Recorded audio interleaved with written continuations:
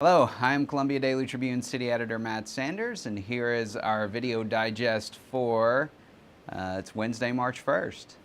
One of the big things that we're reporting on yesterday is, well, February just ended. Along with it ends the meteorological winter, so that's considered December, January, and February is what people who keep weather data and that sort of thing consider winter. So, of course, we got to thinking, well, February was 1, really warm, 2, really dry. You wouldn't necessarily know it today with as cloudy and cool as it is today, but of course yesterday we were near 80 degrees. So we got to looking, and turns out, based on our early calculations, it looks like we did break some records in February. Now, we do know that we set 5 records for high temperatures, set or tied. For instance, yesterday we tied the record, which was 77 degrees. But we were setting records for high temperatures, all of them in the 70s, as far back as February 11th. Based on our calculations, it looks like we have had the warmest February ever recorded here in Columbia, and also one of the driest, and one of the warmer winters ever recorded, and one of the drier winters ever recorded.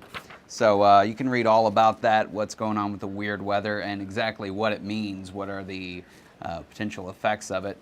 You can read all about that in Thursday's Tribune. Megan Fabiano is working on a story about that for you. Some other things that we have coming up. Brittany Roos is actually at a county commission meeting as we're taping this, where they are talking about the Chapter 100 policy. So Chapter 100 is a tax incentive program that has been used pretty frequently over the past couple of years to help sweeten the pot for companies to either come to Columbia or expand in Columbia. For example, one of the recent ones is Aurora Organic Dairy. But county commissioners are looking at this policy today, see if there are some things they might want to tweak. One thing that they're interested in is making sure that companies that get these Chapter 100 incentives also are contributing something to the community. So they're looking at requiring donations to a community service organization or something like that. So look for more information on that later on today. Also, already on our website is a story about the North Callaway School District. They're going to 4-day school weeks in a move that they say will save them about $100,000. Interesting thing about that is that they cite lagging state funding for schools.